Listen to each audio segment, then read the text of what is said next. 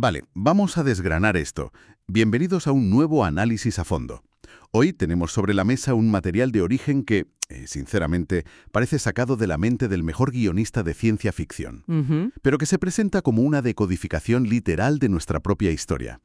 Vamos a adentrarnos en los innumerables enigmas de la famosa Cueva de los Tallos, allí en lo más profundo de la selva de Ecuador. Y es un texto que desde luego no deja indiferente a absolutamente nadie. La misión de nuestra inmersión de hoy es explorar una teoría alternativa, una teoría muy compleja y, fascinante sobre los orígenes de la humanidad. Eso es. Pero a ver, antes de arrancar, creo que es fundamental dejar claro desde el primer minuto que vamos a exponer las ideas de estos documentos de forma totalmente imparcial. Sí, por supuesto. Lo analizaremos como un ejercicio de pensamiento masivo, como una especie de mitología comparada a gran escala, pero sin respaldarlo en ningún momento como un hecho científico comprobado. Nuestro trabajo hoy es entender qué dice el texto y cómo conecta sus propios puntos. Exactamente.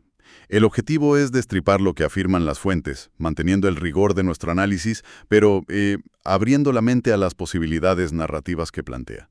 Y la premisa principal, el hilo conductor que vamos a mantener durante todo este recorrido, es centrarnos en la perspectiva humana.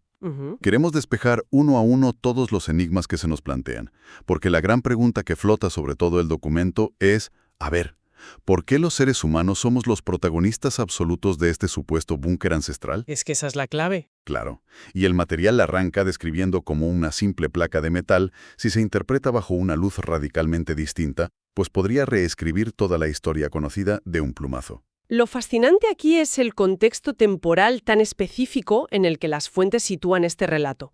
Nos trasladamos a hace unos 12.000 años. ¡Ostras, 12.000! Sí, justo al final del periodo geológico conocido como el Dryas reciente.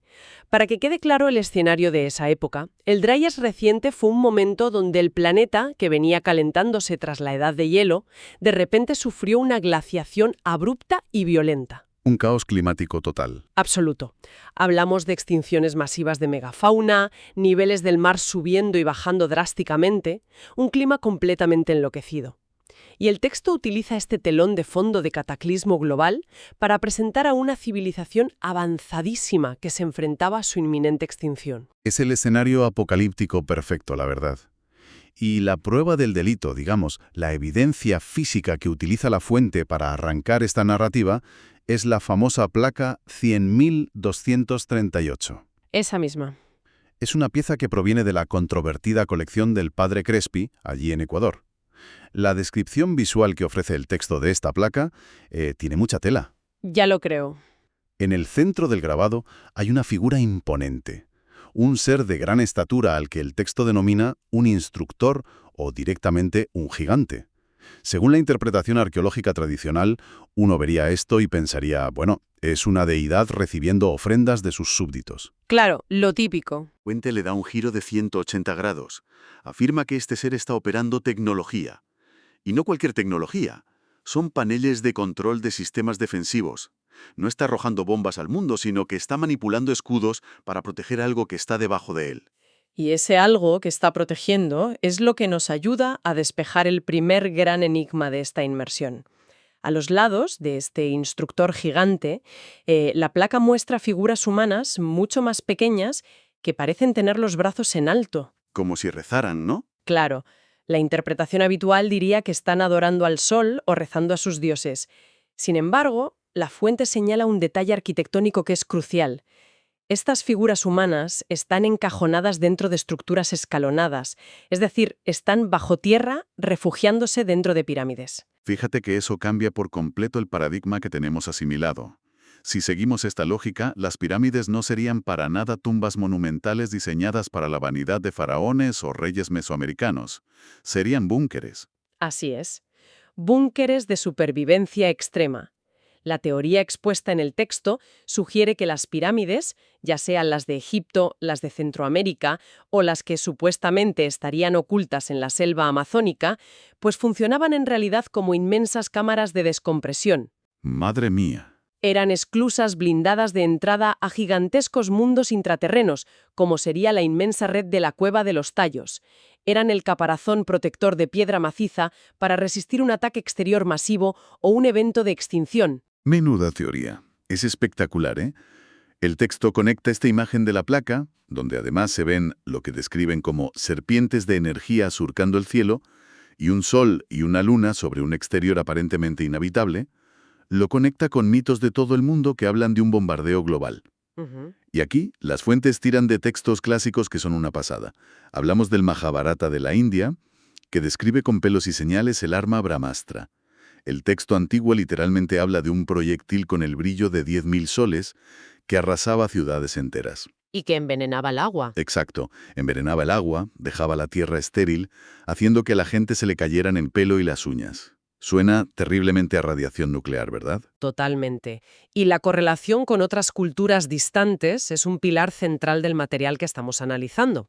No se queda solo en la India. También menciona las ciudades subterráneas de Derinkuyu, en Turquía. Ah, sí, impresionantes. Quien haya visto imágenes de Derinkuyu sabe que son inmensas urbes excavadas a decenas de metros bajo tierra, con sistemas de ventilación complejos y, lo más llamativo, unas pesadas puertas de piedra circulares que solo pueden cerrarse desde dentro. ¿Es verdad? Parecen diseñadas específicamente para sellar el interior contra algo letal que venía del cielo, no contra un ejército a caballo. Y el texto también rescata la leyenda de los indios Hopi, en Norteamérica. La del pueblo hormiga. Esa misma.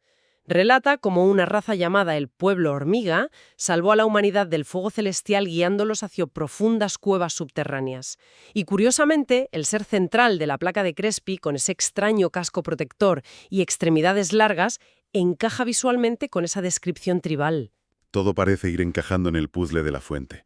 Y para rematar esta primera sección sobre la placa, hay un detalle anacrónico en la parte superior del grabado que choca un poco y que es imposible de ignorar. La figura de un elefante. Ujú. A ver, como sabemos por la biología básica, no ha habido elefantes ni mastodontes en Sudamérica en tiempos históricos recientes. Ese es exactamente el detalle clave que sitúa el evento narrado en la placa en la era de la megafauna. Volvemos a esos 12.000 años atrás, al famoso Dryas reciente. Claro, Según la fuente, es la prueba del carbono biológica incrustada dentro del propio grabado metálico. Sugiere que quien quiera que haya cincelado esa placa, o quien haya transmitido esa historia, convivió con animales que hoy llevan milenios extintos en ese continente. a ver, compro la teoría del búnker. Me parece un ejercicio de imaginación brutal. Pero aquí es donde se pone realmente interesante, porque entramos de lleno en la perspectiva humana, y tengo que hacer de abogado del diablo. Adelante, a ver qué planteas. Si asumimos la premisa del texto, donde una civilización de gigantes o ingenieros era tan increíblemente avanzada como para construir búnkeres a escala planetaria, dominar la piedra a esos niveles y manejar armas de energía, surge una pregunta monumental y de pura lógica. Ujú. Si tienes que encerrarte bajo tierra durante milenios para que el planeta se limpie de radiación, ¿por qué narices vas a salvar a unos humanos primitivos para que mantengan tus instalaciones? Lo lógico, si tienes mente de ingeniero de alta tecnología, es dejar un ejército de robots de mantenimiento, no a un grupo de personas que apenas sabe hacer fuego. Pues es una objeción perfectamente lógica. Y esa es la paradoja que la fuente resuelve analizando lo que el texto denomina la trampa del metal frente a la genialidad absoluta de la biología. A ver, explícame eso. Verás, para una civilización que planea su supervivencia a una escala de miles o decenas de miles de años, un robot es en realidad una tecnología inútilmente frágil. Los circuitos robóticos se fríen ante pulsos electromagnéticos o EMPs. Claro, el pulso destruiría todo. Exacto. Algo que inevitablemente saturaría la atmósfera en una guerra de plasma o armas de energía como la que describe el Mahabharata. Además, la maquinaria de metal sufre desgaste físico y obsolescencia. Ya te digo. Un ejército de robots requiere una inmensa infraestructura industrial paralela solo para fabricar repuestos, extraer minerales y depende de baterías o fuentes de energía que tarde o temprano terminan agotándose. Pensemos en la obsolescencia programada de hoy en día. Hoy nos compramos un teléfono móvil y a los 3 años la batería está completamente muerta o la pantalla no responde. Según estos textos, los gigantes vieron ese problema y lo resolvieron de raíz, apostando por la biología. Efectivamente. El texto describe al ser humano de una manera fascinantemente fría. Somos la biomáquina de carbono perfecta. Nos curamos solos si nos hacemos un corte. Nos autorreplicamos a través de la reproducción, sin necesidad de construir fábricas de ensamblaje. que eso es importantísimo para ellos. Y lo más importante, funcionamos con un combustible súper rudimentario. En un búnker oscuro como la Cueva de los Tallos, un humano puede sobrevivir comiendo musgo, hongos, líquenes o insectos, transformando esa materia orgánica básica en energía motriz para mantener las instalaciones limpias o en funcionamiento. Visto así, somos muy eficientes. Visto así, somos el electrodoméstico de supervivencia definitivo.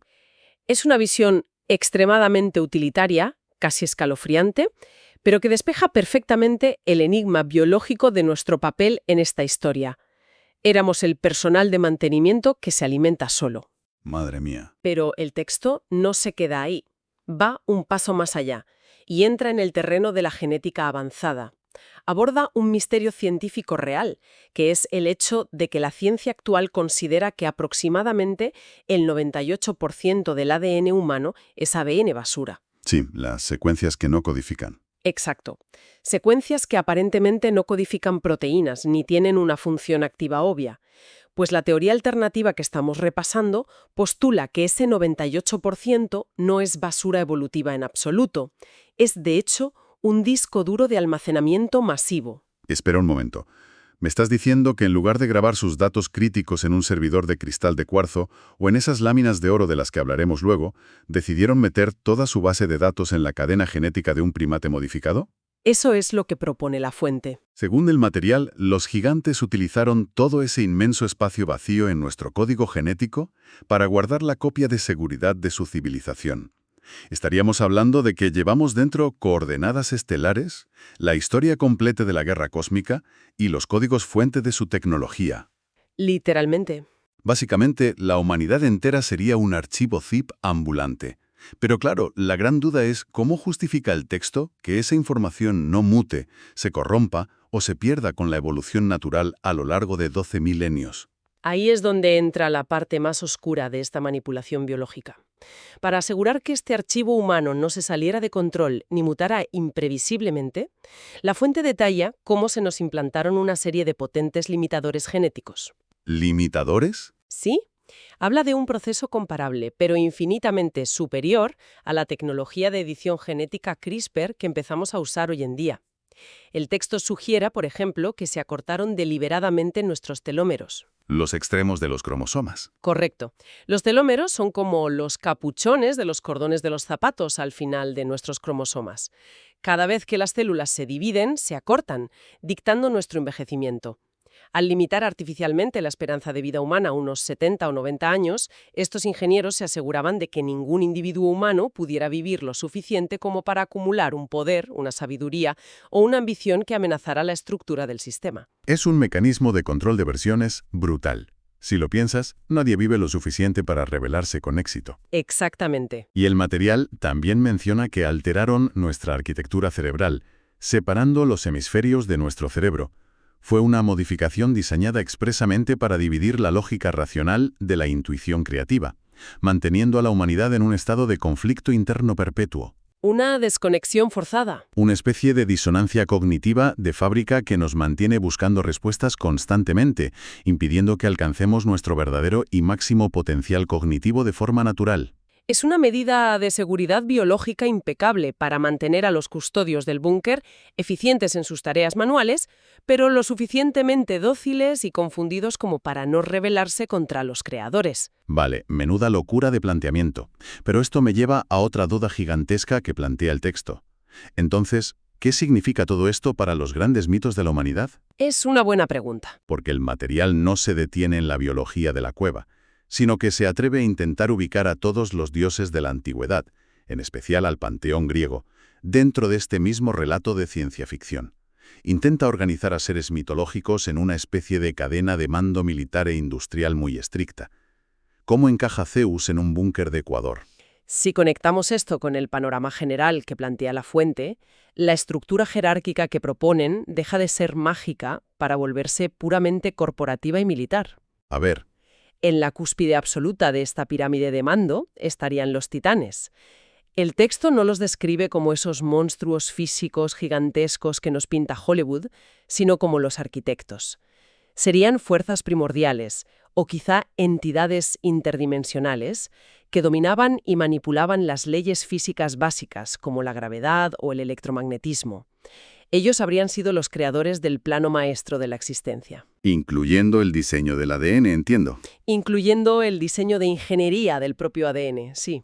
Y un escalón por debajo, recibiendo órdenes, estarían los gigantes. A estos, la fuente los llama directamente los ingenieros. Ellos son los que tomaron ese conocimiento matemático y abstracto de los titanes y lo tradujeron a la vida real, a tecnología física y tangible. Son los capataces de la obra. Los constructores físicos. Según el relato, fueron estos gigantes quienes erigieron las pirámides y excavaron la inmensa e imposible red de túneles lisos de la Cueva de los Tallos. Y el texto da un detalle fascinante. No usaban cinceles de cobre, utilizaban técnicas como la levitación acústica. Emitiendo frecuencias de sonido precisas. Exacto. Frecuencias tan precisas que lograban anular la gravedad de bloques de piedra de decenas de toneladas para moverlos como si fueran de corcho. Y finalmente, en el tercer nivel, llegamos a los olímpicos. La fuente los identifica como la élite administrativa. Básicamente, son la facción militar de los gigantes que resultó victoriosa tras esa devastadora guerra global que lo arrasó todo. Los que ganaron la guerra. Eso es. Y el texto ofrece una explicación tremendamente pragmática, nada poética, de por qué estos dioses decidieron instalarse en las cimas de las montañas, como el famoso Monte Olimpo. Tras un conflicto con armas de destrucción masiva, la atmósfera a nivel del mar estaría saturada de polvo tóxico y radiación. Claro, no se podía respirar abajo. Las grandes altitudes simplemente ofrecían el único aire respirable limpio y seguro del planeta. Me encanta. Te carga de un plumazo todo el misticismo del Olimpo para convertirlo en un campamento base de supervivencia para altos mandos. Y esto, según el material, despeja el enigma del gran encubrimiento, mitológico. Totalmente. La historia real de una guerra tecnológica brutal y de manipulación genética se convirtió en mito y religión de forma 100% intencionada. Los olímpicos necesitaban mantener a las colonias de humanos supervivientes como súbditos sumisos e ignorantes, así que controlaron el relato.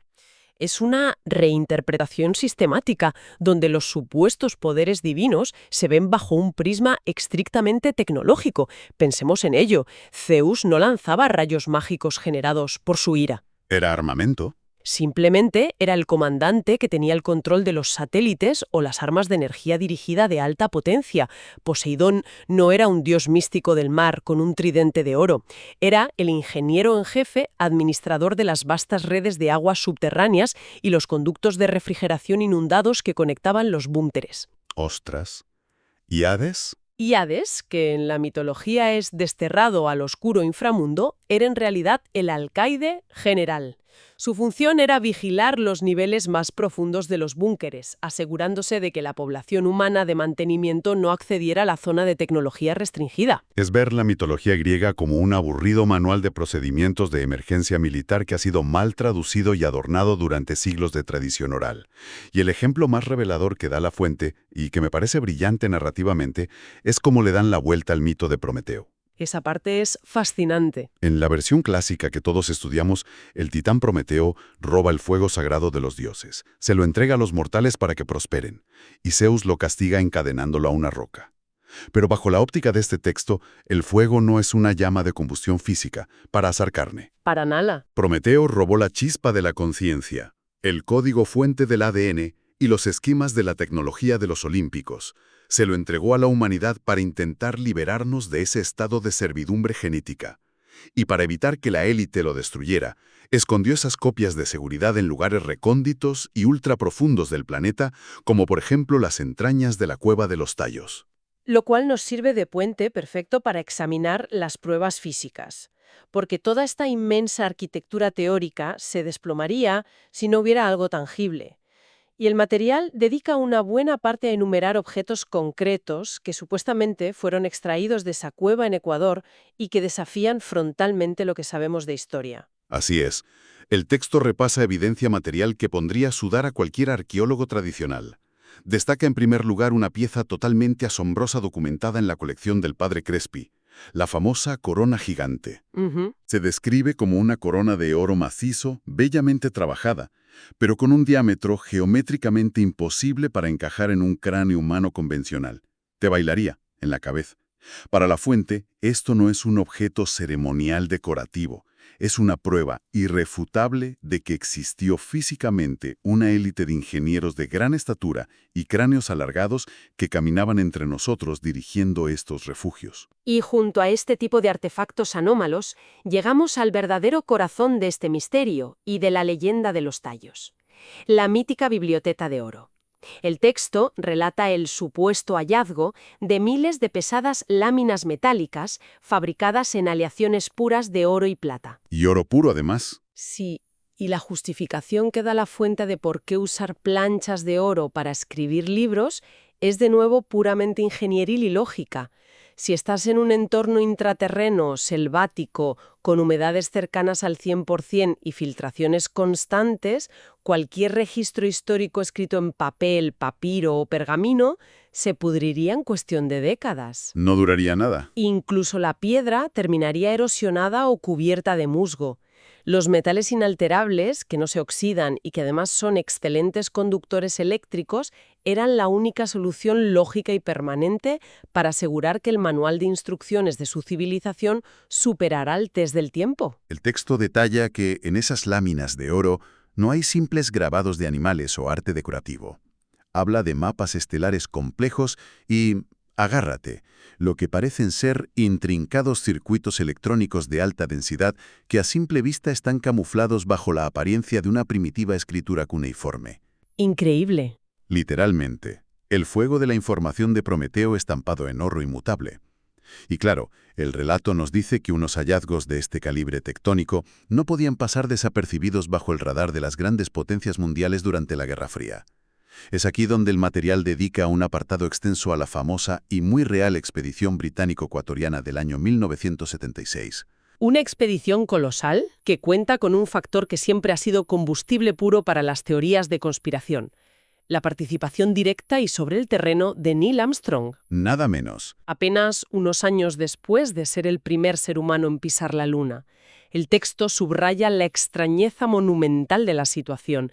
Tienes al héroe americano definitivo, un hombre acostumbrado al vacío estéril del espacio y a la tecnología punta, pasando semanas rebozado en barro, descendiendo en rapel por cimas oscuras en medio de la asfixiante selva ecuatoriana. Es que no cuadra. La versión oficial afirmaba que era una misión puramente biológica y espeleológica, y que Armstrong era solo el presidente honorario. Pero claro, los rumores que recoge la fuente apuntan en una dirección muy distinta.